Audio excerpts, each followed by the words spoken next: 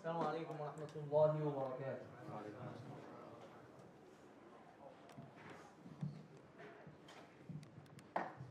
الحمد لله وحده، والصلاة والسلام على من لا نبي وحده، والصلاة والسلام على من لا نبي بعده. نحمده ونستعينه ونستهديه ونؤمن به ونتوكل عليه، ونعوذ بالله من شرور أنفسنا ومن سيئات أعمالنا. اللهم اهدنا فيمن هديت، وعافنا فيمن عافيت، وقنا واصرف عنا شر ما قضيت. Now before I begin, I will tell you something. There is some principles in the Quran, they are amazing. And one of them is that Allah subhanahu wa ta'ala, He says, وَقَلِيلٌ مِّنْ عِبَادِيَ الشَّكُورِ وَمَا يُؤْمِنُ أَكْثَرُهُمْ إِلَّا وَهُمْ مُشْرِكُونَ. And the meaning, and I will tell you the wisdom behind this, that sometimes do not be deluded by the majority. So if the majority of the people are doing something, it not necessarily mean that this is the right thing. This is one principles of the Quran. Quran full of this many principles, and if you learn them, you learn so much. Like for example, when Allah subhanahu wa ta'ala swear by an-nafs al-lawwama, if you have this nafs, you're good, because Allah only swear by something is good. لا أقسم بيوم القيامة ولا أقسم بالنفس اللوامة. Then Allah subhanahu wa ta'ala, He says, I swear by the Yawm al-Qiyamah. Qiyamah means the people will be standing before Allah. And then He says, ولا أقسم, it means I swear by the nafs al-lawama, which is the soul that's blaming itself. Like a person who may do something wrong, and the end of the day he goes and blames himself. This is amazing human being. Allah swears only by something that is greater. Allah subhanahu wa ta'ala swear by الشمس وضحاها, go study the sun. Allah swear by the sun. وَالْعَصْرِ إِنَّ الْإِنسَانَ, وَالْعَصْرِ, by the time, go study the time and see what is the time. Allah only swear by something that it's amazing. So when Allah swears by something, go look about the things that He swears about. It means that it's amazing. So Allah subhanahu wa ta'ala also gives many principles in the Quran for those who reflect. You have to, when you read the Quran, Allah subhanahu wa ta'ala, He says, أنزل به جبريل على قلبك. Allah revealed the Quran on the heart of the Prophet Muhammad. He didn't say in his ear, He didn't say in his tongue, but He says على قلبك لتكون من الموقنين. He says, I revealed the Quran on your heart. So the في صدور الذين أوتوا آيات, يعني the Quran is verses that they are in the sudur. He says in the chest of those who are giving the knowledge. They are in their chest, not in their ear. They hear but they think and they learn this.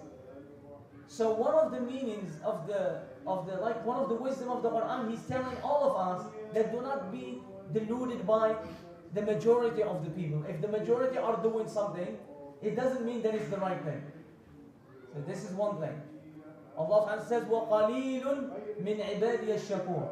He says only the minority are الشَّكُور, are those grateful. Only minor people, only few. And I mentioned this before, I just want to remind you. One time Umar ibn Khattab radiallahu anhu, he found somebody next to the Kaaba. He was saying, Allahumma ja'alni min al-aqallin. Look at this dua. Oh Allah, make me from the few.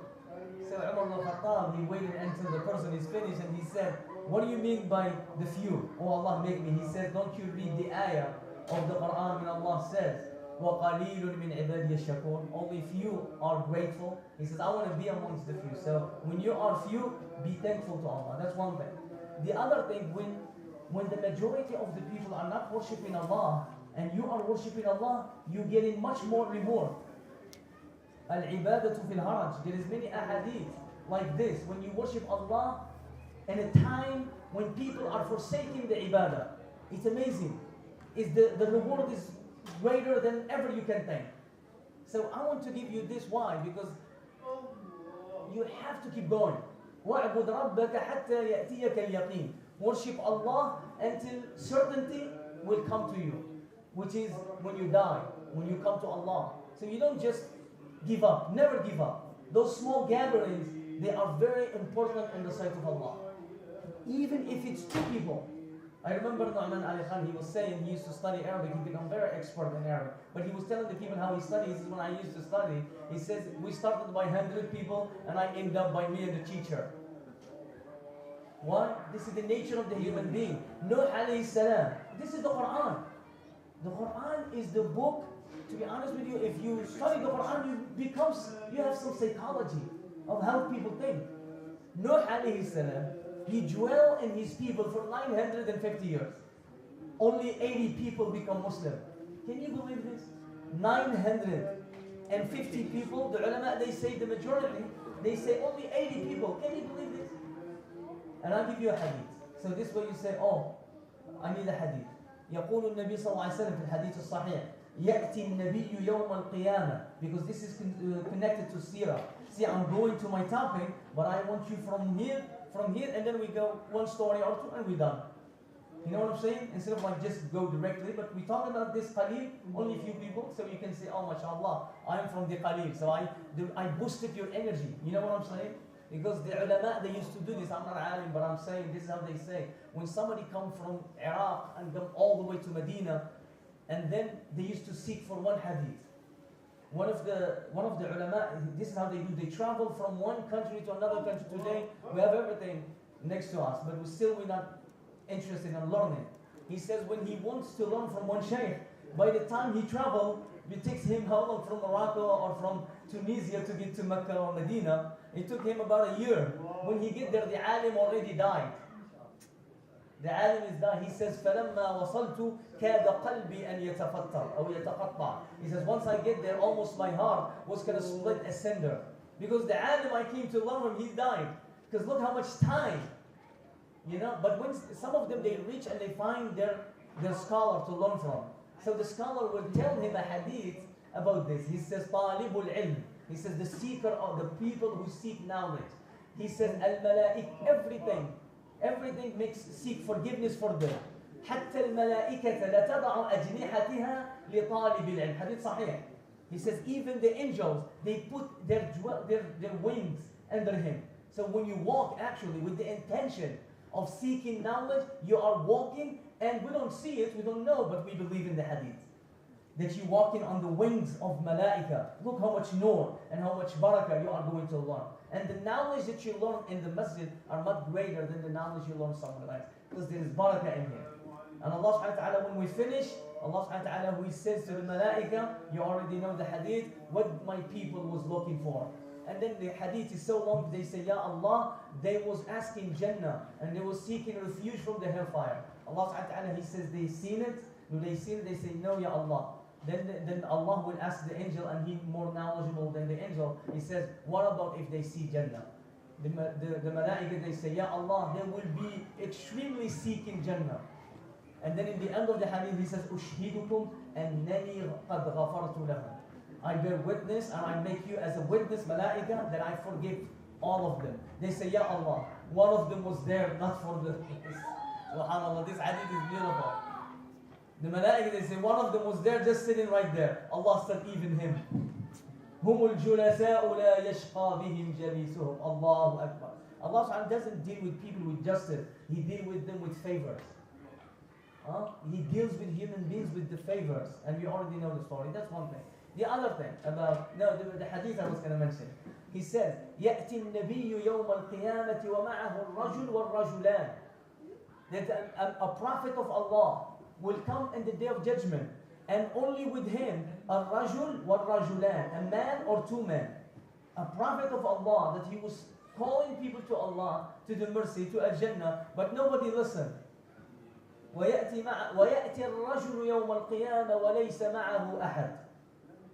And no one is with him. And a prophet of Allah will come in the day of judgment, and no one is with him. That's why when you look at the seerah of Qasasul Anbiya, the story of the Prophet, and then in this case we are studying the seerah of the Prophet Muhammad sallallahu alaihi wasallam, you look at something, it's amazing. But in the end you learn something, inshallah, in the future, you learn that the Prophet is doing only his job. There is a job that he has to do. Every day he is going to walk and go and call people to Allah. This is his job. Allah told the Prophet sallallahu alaihi wasallam, لَيْسَ عَلَيْكَ هُدَاهُمْ. It's not you that you guide them. إنك لا تهدي من أحببت ولكن الله يهدي من يشاء. I don't want to go to details about this, but there is small details in there. And one of them is Allah knows every human being, whether he's going to be in Jannah or in the hellfire. But why he has to go to send all these prophets and stuff? Why he has to send the Quran? Why he send the Injil? Why he sends Musa alayhi salam? Because to create a hujjah, a proof against every one of us. Because Allah knows that this person will never accept Allah. Allah knows it. But still He sent him a prophet. Why? Imagine Allah did not send him a prophet. Look what happened. Let's say Allah subhanahu wa ta'ala knows. Just forgive me if it doesn't matter about, just listen. It's a learning process. When I'm speaking, sometimes I just say from my heart what I wanted to convey. Even Allah knows, although Allah knows every human being, but still He sent thousands of prophets and sent books and revelations, all of these jobs. And some of the prophets, they died. Like Yahya alayhi salam, his head was cut for the message. The Prophet Muhammad sallallahu alaihi wasallam, for 3 years, if you look at the seerah, he was in Sha'b Abu Talib. He was siege, he was around the siege, and they was eating leaves of a tree. They was eating the leaves of the tree for 3 years. And his wife Khadija died from the siege actually. And she was about 62, 63 years old. His beloved wife. He loves his wife. Once inshallah we talk about it, you see amazing relationship between the Prophet Muhammad and Khadija radiallahu anha. They can teach people who think they're Romans. Wallahi, they can learn from Islam. When I see some when you study the seerah, you see these things and you say, subhanallah. They never will come up with these books actually about how to create romance between you and your spouse. And I give you just small example. What Aisha, she used to say, when I drink or eat from a cup or eat from a fruit, the Prophet ﷺ will say, Ya Aisha, from where you bite? From which corner do you bite? And then he bite from the same place to give her comfort of the heart. And when she drinks from a cup, he took a cup and he drank. And then I was studying about this, and then there was a woman that she just get married. So people ignorant. And then when her husband ate from the apple, she tried to cut the pieces, and then she bite. He says, you are divorced. How could you are going to share with me my life, my children. Now I bite from the apple and you throw it away? Could you know what I'm saying? So they don't know the seerah. If this woman knows about the seerah, she will never do it. And so on and so forth. So there is a message that is not the majority that Allah is looking for. Allah looking for the quality, not the quantity of the human being. So now the answer for the other one is, although Allah knows, and this question many people they ask sometimes, although Allah knows each and every one of us where He's going to be, whether in Jannah or this, still Allah subhanahu wa ta'ala sent prophets and messengers. And why? The answer is easy, simple. If Allah did not send nobody, let's say let's reverse engineering. They say reverse engineering. If you want to build this mic, the Chinese, they buy a car and they take it and they do reverse engineering and they rebuild the stuff. It's amazing. Smart. You can buy this the first time, but I'm not going to buy it the second time. That's it. I'm going to reproduce it, and that's smart. That's Islam. You should learn something. تَعَلُّمُ الْأَشْيَاءِ خَيْرٌ مِنْ جَهْلِهَا. And you will see this when the Prophet will see somebody who works really hard. He will shake his hand and then praise him that he's working really hard and sweating. When a man came for asking for charity in the masjid, and this is all about the seerah that you are going to learn. When a man came and he starts asking for charity, like we see all the time, people asking and asking and asking. And the Prophet, what did he do? He says to him, why don't you go to the mountain and cut branches of tree and go and sell them. He says, I don't have the axe. So he says, here you go buy a little axe. So he give him a little money, like a little business. And then he starts going to the mountain, cut the branches of tree, and come back to the city and sell them and make money. Later on, he came to the masjid dressing nice and looking good. The Prophet ﷺ, he says, isn't it better than seeking money from people? One of them will give you and one of them will not. This is teaching people how to start from small thing. It will help. But imagine Allah subhanahu wa ta'ala put this in the hellfire, put this in the Jannah. What happened? The people we already know that Jannah has levels. Inna fil jannati, the Prophet ﷺ, he said, Inna fil jannati mi'ata daraja. In Jannah there is 100 degrees. And some of the ulama, they say the Jannah is as the darajat is as many as ayat of the Quran. How many? 6,000 ayah of the Quran and something? 6,000 something, ya Ahmed? About 6,000 something. This is, they say, why? Based on one hadith. You know which the hadith? That Allah subhanahu wa ta'ala will tell the people, how many ayat of the Quran you know. He says, Iqra wartaqi. He says, read and elevate yourself in Jannah. So from this hadith, the ulama, they say, the levels of Jannah are as many as the ayat of the Quran. And how you are going to get to this place, try to memorize as much as the Quran. And not only just memorization, but understanding. If you know a small surah, but you know the meaning of it. You know, Brother Ali, if we know a small surah with the meaning, mashallah. And like I was telling the people, what is as-samad? You know, we read this surah every day. As-samad. قُلْ هُوَ اللَّهُ أَحَدْ اللَّهُ الصَّمَدْ. As-samad, it has two meanings. One of them is ajwaf min dakhil. It doesn't have intestine from inside. That's one of the meaning the ulama, they say. The other meaning is الَّذِي تَصْمُدُ إِلَيْهِ الْخَلَائِقِ. The one that everybody needs him and he doesn't need nobody. That's as-samad. It means everybody needs him, but he does not need nobody. In case, for example, every one of the world becomes kafir, Allah doesn't need nobody. He's still Allah. You will not increase or decrease His power and His majesty and His honor, even if you never worship Him. If the whole world, if the entire, the malaika, Allah doesn't need the malaika. حَمَلَةُ الْعَرْشِ يَوْمَ الْقِيَامَةِ will die. Even those who carry the throne and of Allah subhanahu wa ta'ala, يوم القيامة, Allah subhanahu wa ta'ala, He says, مُتْ يَا مَلَكَ الْمَوْتِ مُتْ يَا حَمَلَةَ الْعَرْشِ. There is hadith in Bidayah wa Nihaya, when Allah subhanahu wa ta'ala, He says to حَمَلَةَ الْعَرْشِ, those who carry the throne of Allah, die, and they die. And to nobody will left on the wall. And Allah subhanahu wa ta'ala will raise His voice and He said, لِمَنِ الْمُلْكُ الْيَوْمِ. To whom belongs the kingdom today?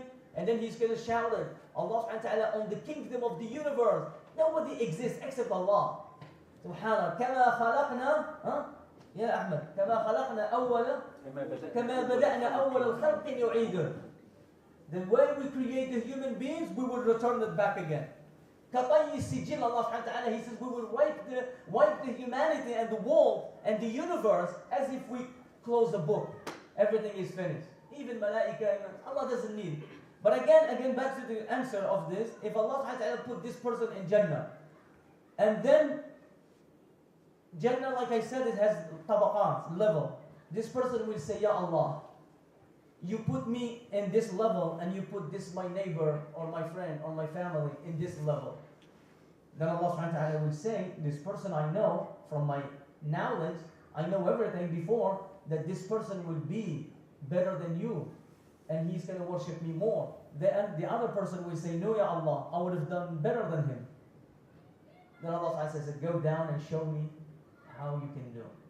Show yourself, actually, not Allah. You showing yourself. Then the people of the hellfire also, there is darakat. There is levels underneath. So what happened? The people who's in the bottom, إِنَّ الْمُنَافِقِينَ فِي الدَّرْكِ الْأَسْفَلِ مِنَ النَّارِ. Verily that the hypocrites are on the lower level of the hellfire. And then those who are upper, like we have the Abu Talib, which is the uncle of the Prophet ﷺ. The Prophet ﷺ, he says he's the least punishment in the Day of Judgment. Because he did not accept Islam, although he helped in Islam. You know, you will learn so many things in the seerah. Because you find some people, they may build masajid, they may give charity, but they don't actually practice Islam within them. Well, we have an example. You know, the Quran has every example. Wallahi, every example. But anyway, because I don't want to dwell too much, the people of the hellfire, they say, Ya Allah, why this is in the top and I'm in the bottom? I'm cooking really hot. Allah subhanahu wa ta'ala, He says, I know that you're going to be Abu Jahl. And this person will be less degree. You are going to be killing the Muslim, but this one, he's just going to miss his prayer. So you're not going to be the same. That person will say, Ya Allah, I would have been like him. Allah says, go down to the earth and show me. So that's the answer of many people. They put the shubha. They say, oh, Allah knows everything. Why I have to pray? If I am going to a Jannah, for example, and Allah knows already, so it's already there. I don't have to work. The answer also, Allah knows how much food you are going to consume. But why you have to go to work? Why you have double standard? When it comes to ibadah, shaitan allow you to use this this shubha, this misconception, but when it comes to your own food and your own children and you want to get married, Allah also knows. Anyway, so that's the answer for this shubha, that still actually the Muslim look at it the other way. If I know that Allah already knows that I am in Jannah, I want to work so hard to get there. If I know that Allah already knows where I'm going to be, I want to work so hard so I will be in Jannah. Why? Because Allah give me all the rules. Allah give me all the guidelines. Allah give me the guidance. And He says, do this and you'll be in here. Don't do this and don't do this and you won't be in the hellfire. So what I'm going to do, I'm going to wake up and every day and do what takes me to be in Jannah. And if I do this, no, what happened? Allah is not unjust. If you pray Fajr, if you give charity, if you fasted the month of Ramadan, as if Allah says in the Quran, then Allah subhanahu wa ta'ala will not commit injustice toward you. Just do what pleases Allah. And you, okay. So that's the other thing. The other thing you learn from the seerah, like I said, is the iman, the faith that we claim we are mu'mineen. I'll give you an example. The Buddhists, they say, I'm a believer. The Hindu says, I'm a believer. The Christian says, I'm a believer. But what type of iman, what type of a belief is this? We have an answer. We have 2 ayat in the Quran. Only 2 ayat that directly speak about this light like daylight. Allah subhanahu wa ta'ala, He says, and this ayah was revealed, not today, it was revealed 1400 years ago on the Prophet Muhammad and his companion. And I memorized it instantly because I wanted it to, when I speak, I want to talk about it. I want it for myself. Because I want to know what kind of an iman required from me to go to Al-Jannah. Because everybody says I'm a mu'min. Everybody says I believe in Allah. Everybody says, even we have so many. We have this Shia, we have this, we have Qadianiyin. You can name them, Khawarij, we have Durus, we have such and such. But what type of iman? Listen to this verse of the Quran, it will solve your problem. Allah subhanahu wa ta'ala, He says, فَإِنْ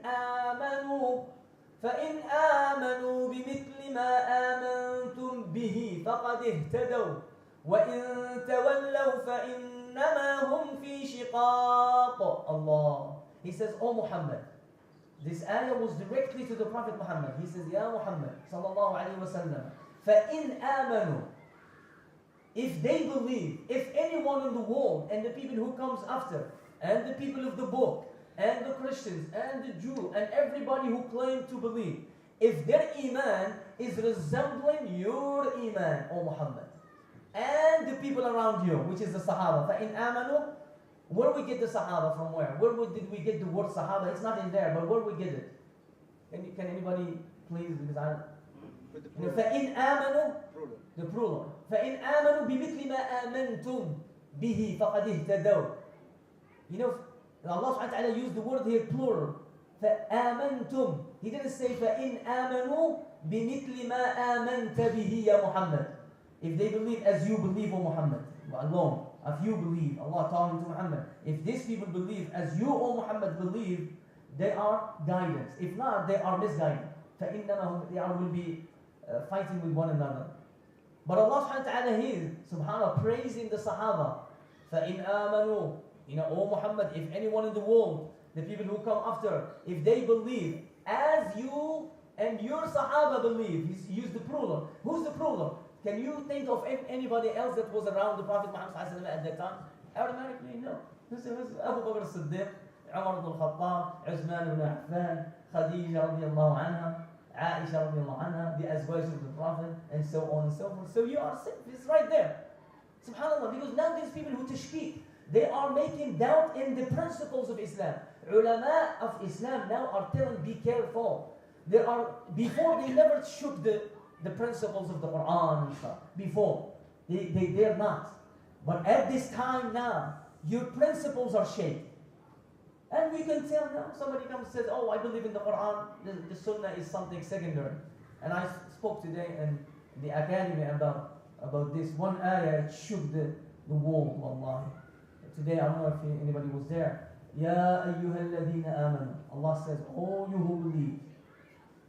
لا ترفعوا أصواتكم فوق صوت النبي ولا تجهروا له بالقول كجهر بعضكم لبعض أن تحبط أعمالكم وأنتم لا تشعرون. Surah Al-Hujurat, verse number 2. It's beautiful, amazing. Nobody can delude you if you sit in this jama'ah. Nobody can take you. No internet, no other people when you know this. Somebody comes to you and says, Ya akhi, sunnah is secondary. No way. This man is, Allah says, whomever obeyed Allah, he obeyed the messenger. وَمَنْ أَطَاعَ اللَّهِ وَمَنْ أَطَاعَ الرَّسُولِ فَقَدْ أَطَاعَ اللَّهِ. Whoever obeys Rasulullah, it means he obeys Allah. قل O Muhammad, إن كنتم تحبون الله فاتبعوني يحببكم الله. This is, they used to call it ayatul mihna, the ayah of test. Say, O Muhammad, to them, if they believe, if they say that they love Allah, if they say that they love Allah, people claim, I love Allah, I love. Allah says, no. Follow the Prophet Muhammad, then you become a beloved of Allah. يحببكم الله. See, so the other ayah, Allah said, لا ترفعوا أصواتكم فوق صوت النبي. Do not raise your voices over the voice of the Prophet Muhammad sallallahu alaihi wasallam. Do not raise the voice. Imagine Allah says to the Sahaba, the best human beings ever is the Sahaba. Wallah, when you think about the ayat, it shook you. This is the best human beings, the Sahaba. Allah chose them. Khairun nasi qarni. The best people, the Prophet ﷺ, he says, my time. And those who come after them, and then those who come after them, and he stopped right there. Allah Ta'ala, he says, do not raise your voice. He's telling the Sahaba, not you and me, not to raise your voice above the voice of the Prophet Muhammad ﷺ. وَلَا تَجْهَرُوا لَهُ بِالْقَوْلِ. And do not speak aloud. Even when you speak one another and the Prophet is next to you, do not speak loud. And then he says, أَن تَحْبَطَ أَعْمَالُكُم. Otherwise I will wipe your a'mal, your action, your deed. Your deed will be nullified. No use of it. Can you believe this? Okay, now think about this. Listen, amazing. If Allah is telling some people, or actually telling everyone, not to raise your voice, can you raise your idea above the idea of the Prophet? Which one is more? The idea. Today people, they raise the thought. They deny actually the voice of the Prophet. Not they raise, what is the voice of the Prophet? It's the Sunnah. Well, we already talked about it the other. Sunnah, it means 4 things. Remember this. Anyone asks you, what is Sunnah? Sunnah is the word of the Prophet. Is the action of the Prophet. The action, the Prophet ﷺ did Hajj, you have to do like he did. Maybe he didn't say anything, but the Sahaba, they said, okay, he went through here. Or the Salat, for example, he's praying and he's making Salat. The Sahaba, subhanAllah, they watch him. Everything is written down and preserved. Because Sunnah, as alhamdulillah, we should all believe this, is wahi from Allah.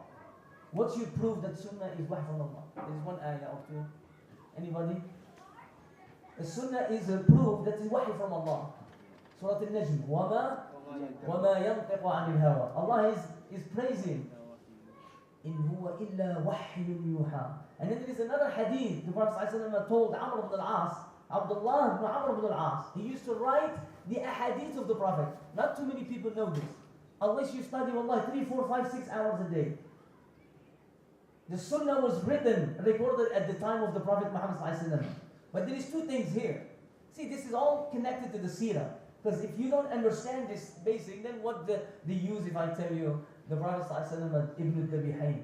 But it's just entertainment. But this is the main thing. Inshallah, I will tell you the story of that one. We still have a little time. Ahmed, inshallah, he's going to give me all the time today because next week I'll be in Florida. I have to give the khutbah and then give the speech, inshallah. And then Ahmed will do next week the whole time. So Allah subhanahu wa ta'ala, he says, which one are we talking about? Which one we start? Where we start? وَمَا يَنْطِقُ عَنِ الْهَوَىٰ إِنْ هُوَ إِلَّا وَحْيٌ يُوحَىٰ. So the sunnah of the Prophet Muhammad is what? The seerah is deen. Wallahi, yes, right in here. Imam al-Zuhri, one of the big ulama, he says, he's talking about the seerah. He said, وَأَنَّ عِلْمُ السِّيرَةِ عِلْمُ الدُّنْيَا وَالْآخِرَةِ. قال الإمام الزهري رحمه الله في علم السيرة علم الدنيا والآخرة. He says, in the knowledge of the biography of the Prophet is the knowledge of the dunya and the knowledge of the akhirah. When you study the Prophet Muhammad ﷺ, he said, وَأَنَّ Lord, لِأَنَّهَا دِينٌ. He says the study of the seerah, it's a religion.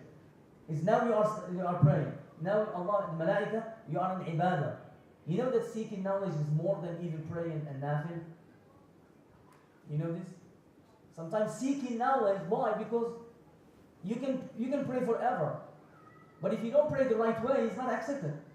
And the Prophet ﷺ, he says to one, اذهب صلي فإنك لم تصلي. He saw al-musi'u salat, the one who did not pray properly.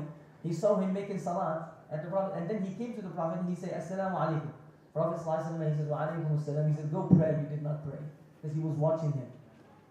اذهب صلي فإنك لم تصلي. Imagine we have people who will go, let's say 60 years of ibadah. Allah, dangerous. And then go to Allah and Allah says zero salat. You have no salat. Why? Because they don't care.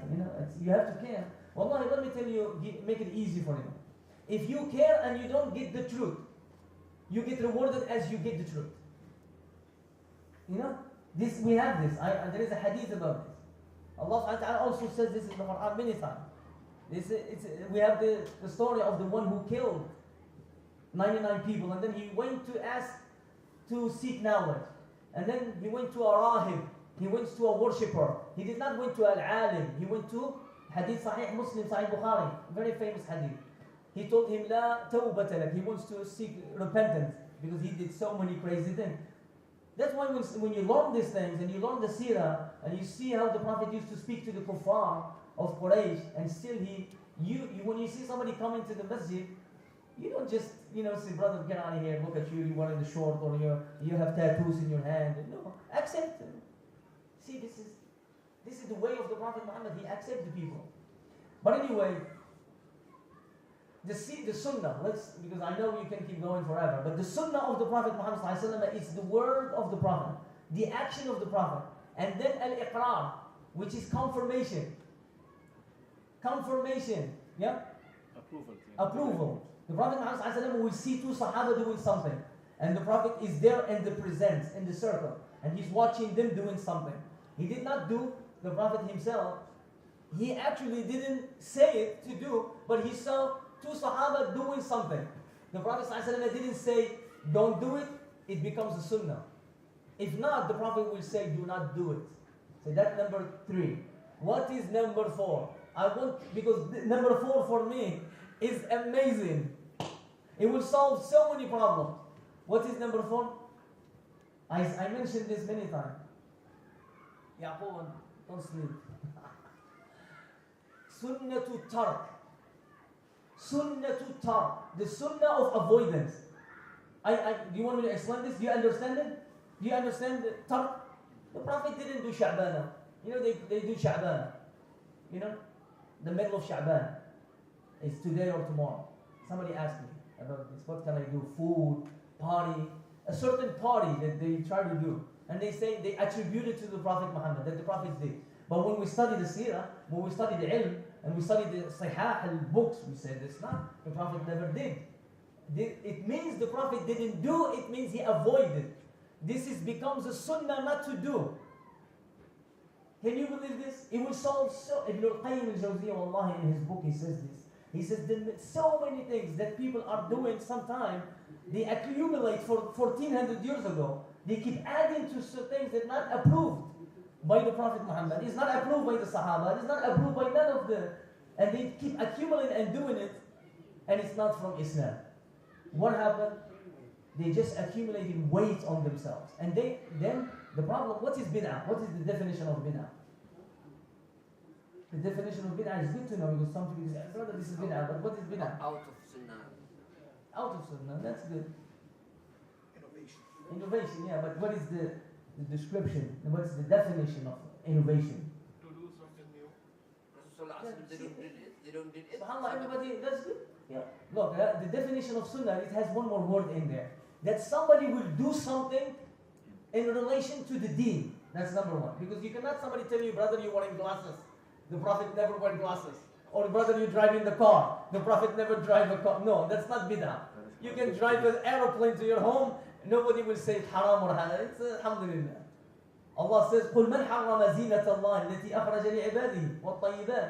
Say, who can say this is haram if Allah make it halal for you? As long as it's halal. As long as it's not haram. But the, which one we was going to talk? Okay, but the bid'ah means something that it you do, that a person will do in relation to the deen, he's thinking, he's getting closer to Allah, but actually the Prophet never did, but he's thinking that he's doing it out of, he could be naive, so again, a mubtadi, it may be naive, you can tell him, but the problem is what? What's the problem? It's part of the deen, and then what happens? You keep doing it again and again, it becomes embodied in your بَلْ رَانَ عَلَىٰ قُلُوبِهِمْ مَا كَانُوا يَكْسِبُونَ. Allah says this principle. You remember when we started at the beginning, we say النَّفْسُ اللَّوَّامَةِ, how and the Quran established some principles. This is another principle. When you do something wrong, remove it immediately. What happened? Otherwise, it will become you become accustomed to it, and you will never see it is bad. Like for example, like somebody smokes cigarette. May Allah save all of us. May Allah give them hidayah. May Allah make them get rid of this habit. But you know what? When you talk, they say, brother, I don't do nothing wrong. They don't see it. They don't even see the smell.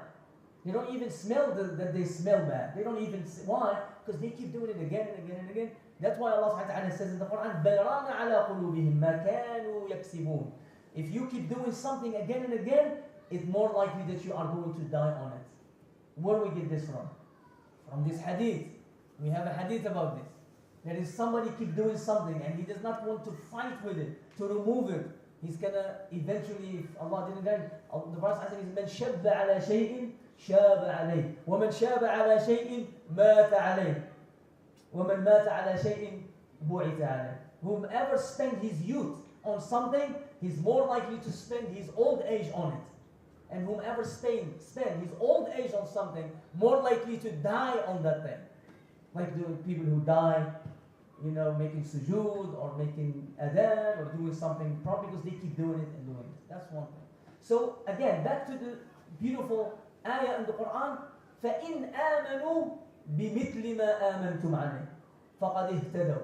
If they believe, O Muhammad, as you believe, they are guided. If not, they are fi shiqaq. Shiqaq means are departing from one another.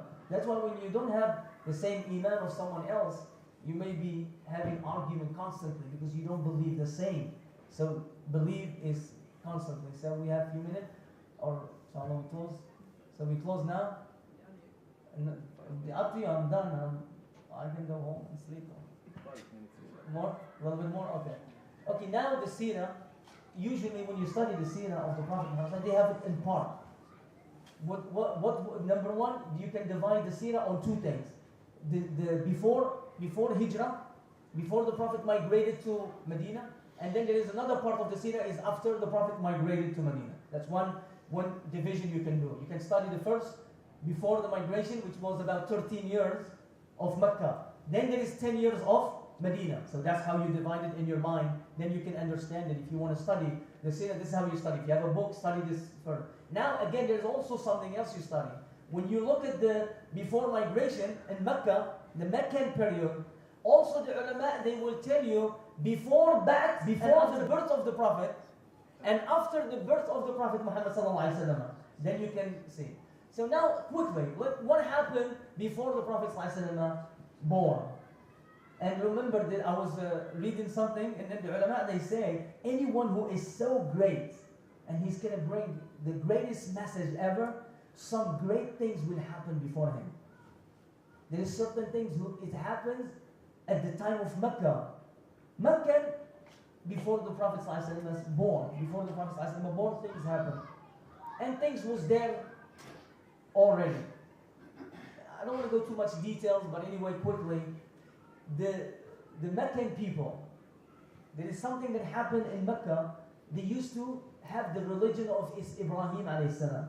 They used muwahhid, they used to be muwahhid all the way, so long. They worship Allah alone, and they make tawaf, and they following the religion of Ibrahim alayhi salam and their forefathers Ismail alayhi salam. You know, because Ismail was in Mecca when Ibrahim rebuilt the Mecca, the Kaaba, and so on, and left them there. And the Arab at the time, the Arab at that time, they was following that religion until slowly with time they start diminishing and slowly fading the religion. Then somebody brought something for them. His name, remember this name. His name is Amr ibn Luhay. Amr ibn Luhay, the first person who entered, who was Meccan, he was used to live in Mecca, and he brought the asnam and the idols to be worshipped in Mecca. This is the first time. The Prophet Muhammad spoke about him. He says, I saw in Mi'raj, when Allah subhanahu wa ta'ala ascended the Prophet Muhammad, he says, I saw Amr ibn Luhay yajurru aqtabahu fi an-nar. He said, I saw him with my own. He says, pulling his intestine in the hellfire. And then he says, أول من غير دين العرب. Is the first one who changed the religion of the Arabs. From worshipping Al-Hanifiyya, Allah alone, and following Ibrahim and Ismail, to worshipping the idols. How did it happen? Meccan people used to go to Syria, to Sham, to travel. Amr ibn Luhay, he went one time to Sham, and then he found some people worshipping the idols in that area. And then he asked them, what do you do? He says, we worship them. He says, for what? He says, when we need the rain, we ask them, they give us rain. When we need this, they give us this. He said, these things will give you. He said, give me one. Give me one of them. So he took Hubal, one of the idols. His name is Hubal, the first big idol in Mecca. If you watch the message, the movie. And then he took it over there. And then when he went there, they refused. They said, how could you change the religion of our forefathers? He told them, this is good. And they used to call him Al-Ahmaq al-Muta', the crazy that he's obeyed.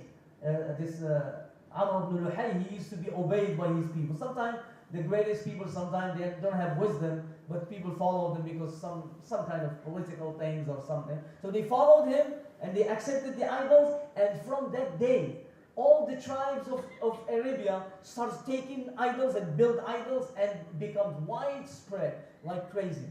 This is the first time that idols was worshipped, and it was widespread in Mecca. So Mecca now becomes an idolaters worship, or there were 360 idols in the Kaaba inside. So now it needs somebody to come. See, it was a preparation for the Prophet Muhammad to come. Now Wa'dul Banat, the other thing was, which is far, and one of the greatest shame that the Arab adapted, is to bury their daughters alive. But when you track how these things happen, because what happened, the Arab, the Meccan people and the Arabian at that time, they don't have any political system. There was a tribalism. And the ulama, they say it was perfect for the Prophet Muhammad, because they was not united. Why? Then you can say that's one of the reasons why the Prophet Muhammad was not raised in the Roman or the Persian, because they have a specific, already designed, already established political system. So when you come, you can't be a problem for you. But in Mecca it was easy. Why? Because there was just tribalism, just few tribes here and here and here and here. They need somebody to unite them. They need somebody to. That's one of the reasons of why Muhammad sallallahu alaihi wasallam, inshallah we can discuss this later, came from Arabia at that time, because they don't have actually any system. They don't have. And one of the big, so they used to fight a lot. Always they fight. There is a poet that was written about the fighting of the Arabs at that time. For nothing, they would spend years, 20 years fighting for nothing, small thing. And they have a system when they fight. When we fight, two tribes, they fight. Because I want to answer when you read the word وَإِذَا الْمَوْءُودَةُ سُئِلَتْ بِأَيِّ ذَنْبٍ قُتِلَتْ, Allah subhanahu wa ta'ala, He says, when the maw'uda, which is the life-buried child, girl, was buried, in the day of judgment, she's going to ask, Ya Allah, why these people, they did this to me? See, in the day of judgment, these girls will be asked, Allah, they will ask Allah, these people will bury us. But that's how it happened. When these two tribes was fighting, but anyway, the system, they have a system. This is good system they have. They fight, when they finish, they return the captures of the war, of the battles. Then you give me my capture, I give you my capture. You give me the females capture, I give you your female capture. So these big tribes, Asim, one of the biggest, this man, his name is Asim something, he was fighting with this another tribe. So they took his daughter. He has one daughter, they took her. When the war is finished, when the battle is finished, they asked to exchange the captures. What happened? His daughter, she refused to go to her own dad. Remember this. This is the key for bearing the daughters. He says, you don't want to come back? He says, if I will have any daughter, I will bury her alive. He got 10 of them. Every year get one daughter, he buried alive. Put him in the dust, cover them. This is the Arab. They was, subhanAllah, when you study the Seerah, and you study before the Ba'tha, before the Prophet came, you know that they need somebody to come and save these people. They was terribly gone so astray as far as worshipping the idols, as far as fighting. Blood was shed for nothing. Wars were created forever. And so on. Women, girls, beautiful girls was buried. Subhanallah. The Prophet Muhammad ﷺ, Allah says, وَمَا أَرْسَلْنَاكَ إِلَّا رَحْمَةً لِلْعَالَمِينَ. A liberator to mankind. He'll liberate everybody. So from that day, this man starts burying his daughter. And he buried almost 10 of them. And the Arabs at the time, they took it as a custom. And they started doing the same thing again and again. This is another problem that was given on. Inshallah, there is another problem of zina, adultery. That was in there. There was another problems of gambling. It was in there. There was another of drinking alcohol. They used to drink alcohol like crazy. And you see how the Quran solved those things in no more than 15, 20 years. Those people become, this is amazing about the seerah. In 20 years, the Prophet changed the heart of those people and they conquered the world. Islam was spread from Spain to Indonesia and from China all the way to almost to the borders of France. And they become one of the most advanced people at that time. They make all of this technology that we have online is based on their inventions. And there was doctors, and there was they took all the Greek books and they translated them. They used to give the rulers. They used to give the weight of the book. This is just like talking about 40 years later or another 100 years later. They was given somebody who translate a book from the Greek to Arabic, the weight of it gold. And those books they would look, those scientists, Muslim scientists, and Muslims interpreters, and the Muslims educators, they used to pick the biggest book and translate it, so they can get the best reward. And that's how Muslims, they was giving money to the people who studied. They become educators of the world. When the Crusaders, they came to Jerusalem and they fight with another, I'm just going a little bit, I'm kind of close now. When they found the soap that clean, they try to eat it, they think it's food. And when they see the clock, one of the Muslim rulers sends to the ruler of Spain, send him a clock, and when it starts making the bolts coming down, and these horses they play, they thought it's a jinn inside. And so, to be honest with you, the ulama, they say, I'm close.